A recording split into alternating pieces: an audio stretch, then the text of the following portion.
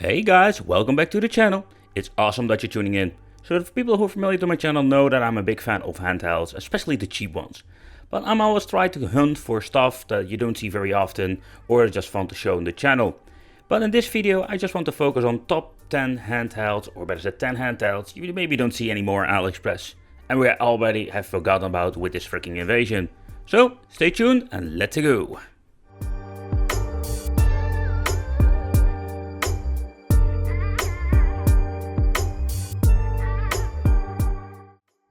So for the number 10 position I choose this Sony Ericsson phone. Yeah, basically this is an Android phone with some prehistoric Android software on it. But you still have the possibility to emulate or play some games. You can add yourself some emulators, or better said sideload them if you want to. In combination with some support for PlayStation 1 games. There are some programs out that can even convert your ISO files to slap it on this machine. And in my opinion, this is quite interesting. I don't know if you can pick them up for very cheap or they're still freaking expensive on AliExpress, but I picked it up. It was more like a refurbished version, and I think it's it's just interesting. It's not really, let's say, a convenient thing because we're having so many different handhelds. They're way better than this, but it was quite cool to see like this thing coming up on AliExpress. And I just picked it up, I think it was a couple of years ago already, and I just wanted to show you here on the channel. It's interesting if you're like big collector of handhelds, but what I already told you, there are so many handhelds that can basically do the same thing. But like I mentioned, I love to show, I love the weird handhelds. Maybe they're not really a great thing to pick up, but it's just fun. You can do a lot of great things with it. Sadly, the store was not online, so you couldn't download from, let's say, the Xperia Play Store. That was a little bit of a bummer, but that you're going to get with these old pieces of hardware. But you can still have the option to play some 16-bit stuff and a lot of things that you can play, of course, with your normal retro game 350. It was a big fun making this review back in today and having this thing in the collection. So therefore I wanted to put this system in the list on the number 10 position because it's very unique and maybe you can still pick it up from AliExpress or maybe not in the future. That is what you're going to get with these refurbished products. It's fun, it's cool to see that it works very well with PlayStation 1. So let's go on with the next one. So for the number 9 we have another special one. It's the Wikipad with the Nvidia Tegra chipset. It's a very old piece of hardware and it's comparing with the new, let's say, Retro Game 350 or other devices. It makes completely no sense having this thing. Yeah, it's a touchpad, but it is really old. It was not quite slow. It felt also like a very quality product, but it is more like fun to have and to show here on the channel. I picked it up back in the day for not a lot of money on eBay. There was a guy who was selling these brand new in box, more like, I think he like bought a lot and was just basically pushing them away on eBay. Now, if you can pick it up in very good condition for maybe, let's say, $20, it's a fun product to have and to mess around with it. The Android software was very old on this machine, so you could reach the Play Store for a certain time, but let's put it this way, if you have like an old Android, I wouldn't say recommend doing that. And overall, so what you see is what you're going to get. I did like the controls, a little bit bulky, but it's pretty cool. You can also like emulate stuff because it's an Android and you can basically load up your emulators. So in overall, the Wikipad, I think it just deserves a spot on my number 9. It's not perfect, it's flawed in many ways, but I think it's just a really fun product to show off. So check out the full review if you're interested in this. So let's go on with the number 8.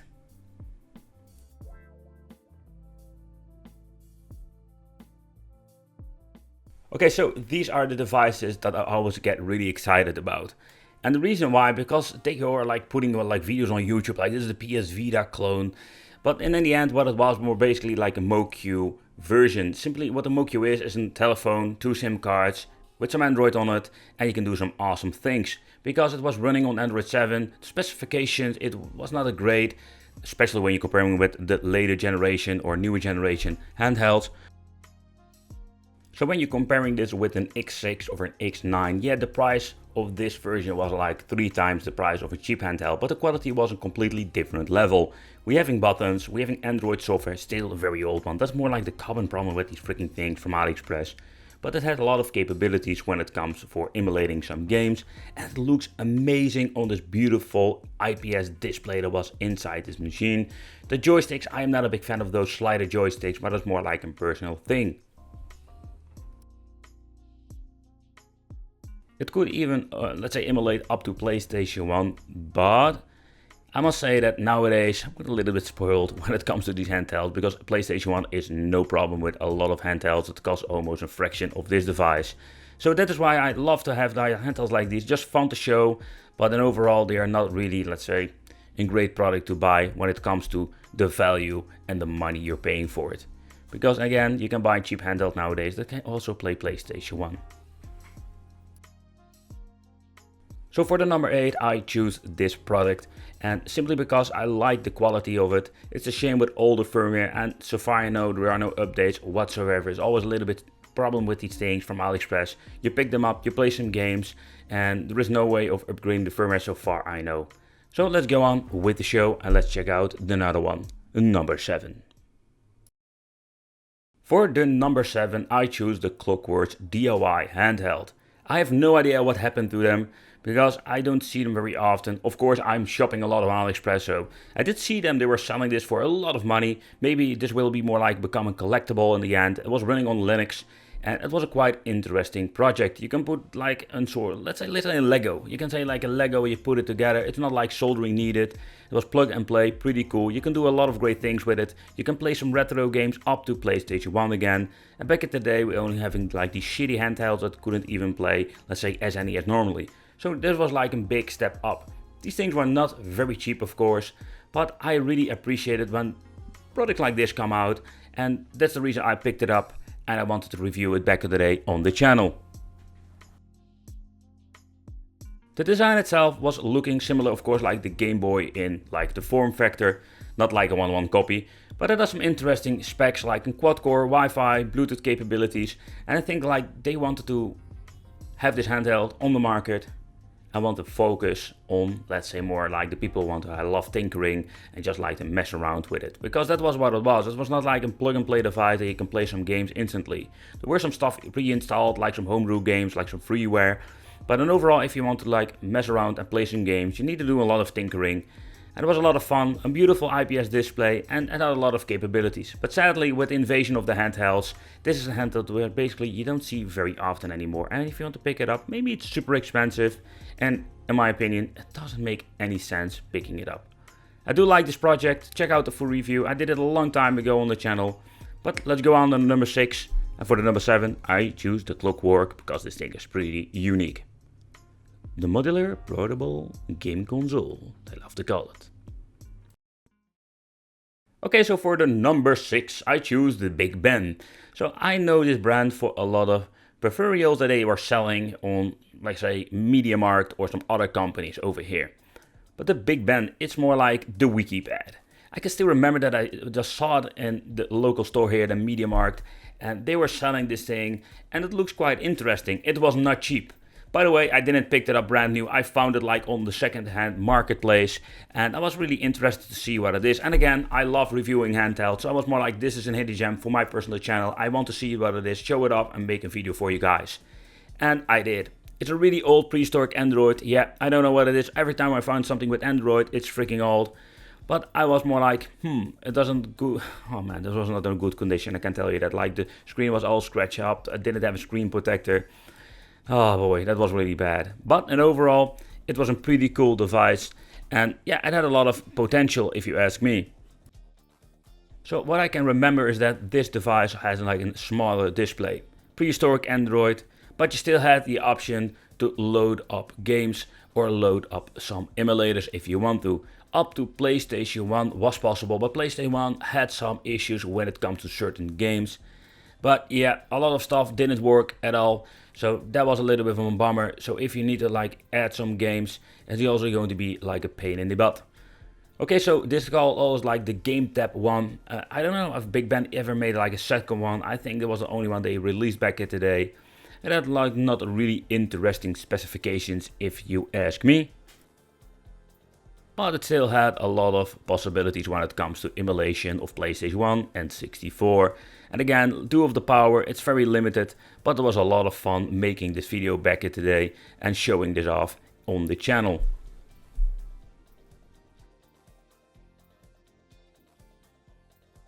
I really like the controls of it, especially when you're playing some PlayStation 1 games like Descent that has like the support for 2 joysticks. It was a lot of fun. It was quite challenging to play, but overall, this is the reason why I wanted to put it in my number 6 position. The Big Ben. It's a product you will not see very often. I think especially in the US market. I think it was focused even like on Europe market, but nevertheless, let me know in the comments if you ever seen this in the US or on other market. I want to thank you. Let's go on. Let's whatever. Don't know what I'm saying. Brain fart moment, like with my second channel, and let's go with the show. Number 5.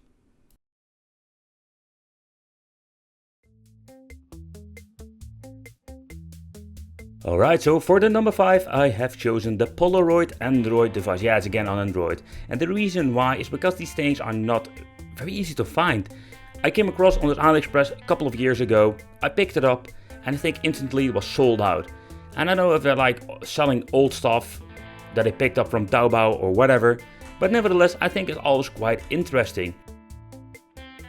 When you're looking at the emulation, it doesn't make any sense if you ask me. And the reason why it doesn't make any sense, because these things had no special things to offer, like AV out, horrible battery, and they look fancy. That's the only thing I can think of, like old Android versions, and it's just a freaking nightmare. The touch itself, it's not super bad, but yeah, going on the internet with this is just an out of the question story. I could able to get on the Play Store, but I recommend not even using it with Android. I think it was 4.4, something like that. Here having the app that has an option to basically add your games to. I think they were running really old emulators because even the GBA stuff wasn't running perfectly. But the cool thing is that we have the option to play Fruit Ninja. And you can see that the system itself is quite responsive. And it was really fun to play Fruit Ninja again. I think we needed to have this more. So like nowadays we have a lot of Android based devices with no touchscreen. And it's such a bummer because we don't have the option to play Fruit Ninja, man. That is just outrageous.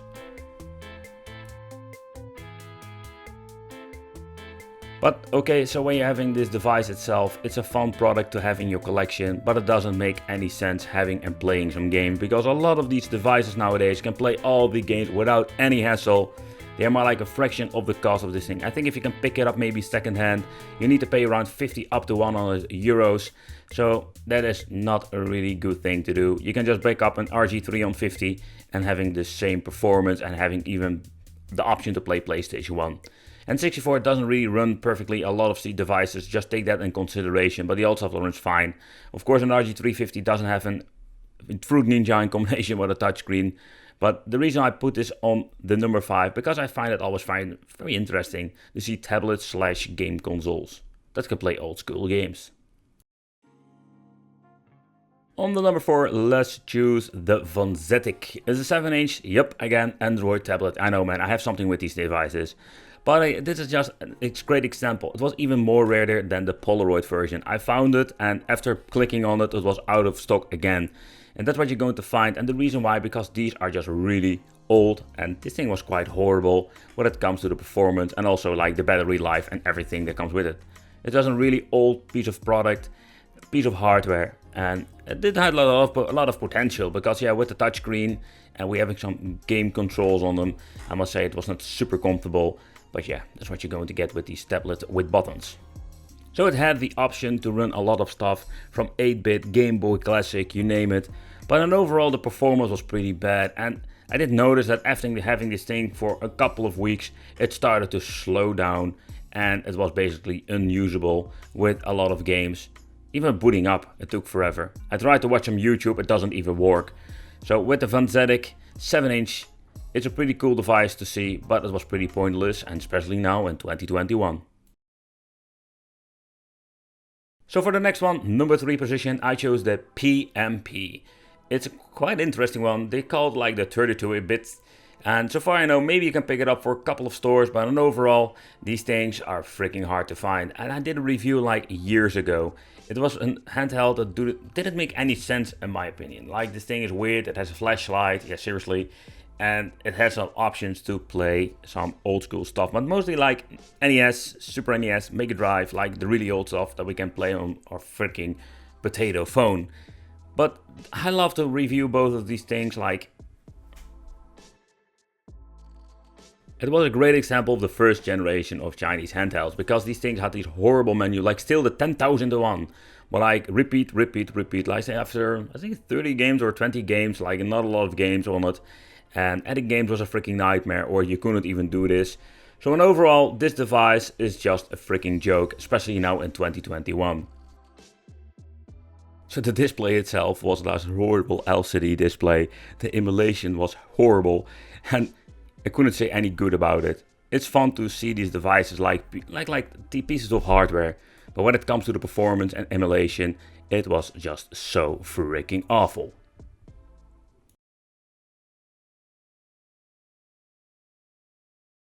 Okay, so for number 2, I just want to show off this GXD 7-inch big bad boy.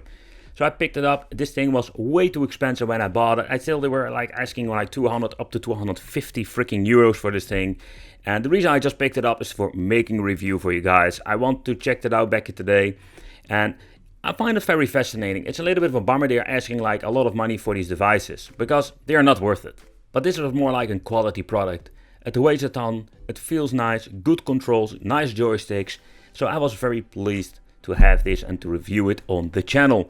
So the analog stick is something you hate it or you like it. The D-pad felt very good, and also when you want to play some retro games or fighting games, I think it was a pretty good D-pad. Had some decent audio, not the best, especially for the price. And of course all the function keys for navigating through the menu, going back and etc. So it runs on Android.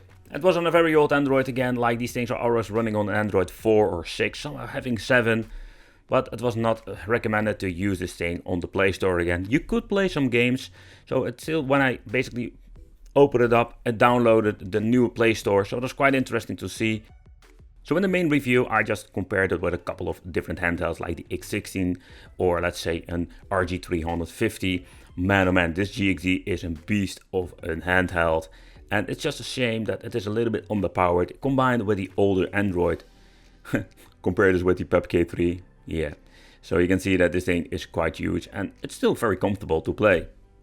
While I'm a big fan of the Android devices, some hate it due of input lag of the emulation, but something I personally not really notice. But in overall, when you're looking at this device, you can still play some Zen pinball, and works very well when using the shoulder buttons. It was a lot of fun playing my favorite pinball machine on Android gaming tablet. So that is what I love to see in the future with these devices, that we're going to get an Android device, but also in combination that we can play some Android games and maybe with touch. That would be cool. Or you can get yourself a mobile phone, of course. It's all up to you, but I like handhelds in combination with Android. And therefore, I choose number 2 for the GXD. Okay, so we're still having Android devices.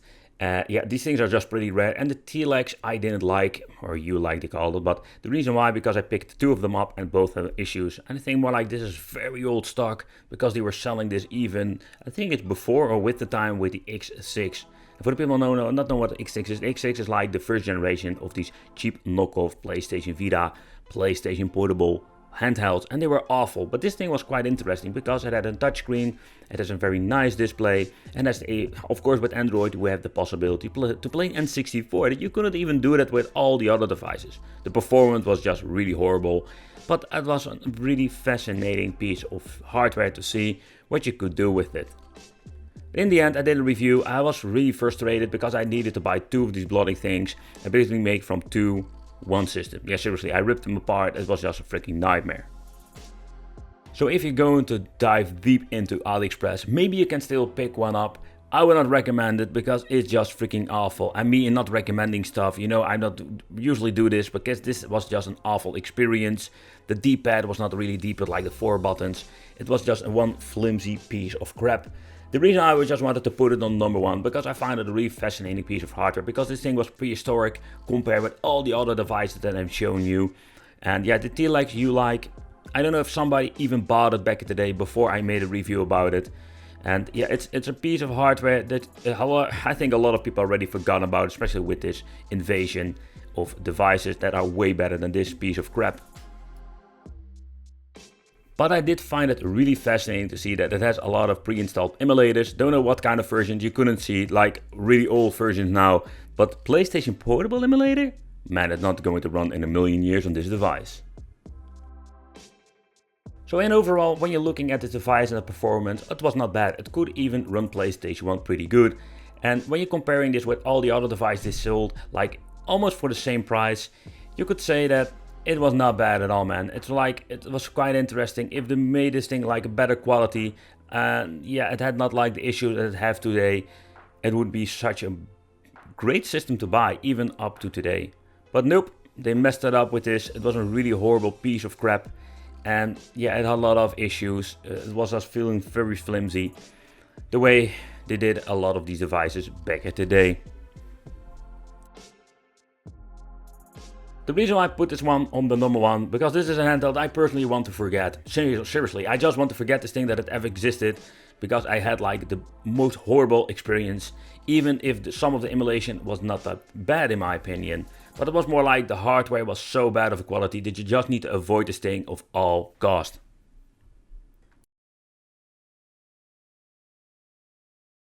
And I must say that you could play Fruit Ninja. That makes it a little bit better. But this is the reason I want to see more like a Retroid Pocket 3 in the future that has like a touchscreen, a nice display IPS, and you can play some Android games with it. That would be so cool. But okay guys, this was my top 10 for 2021. The handheld that maybe I've forgotten about, or better said, you've never seen it because they are not even for sale anymore on AliExpress. The invasion of handhelds will continue in this year. More videos will come out. Consider subscribing, hit the bell, become one of the Wicked family. And I will see you in the next video.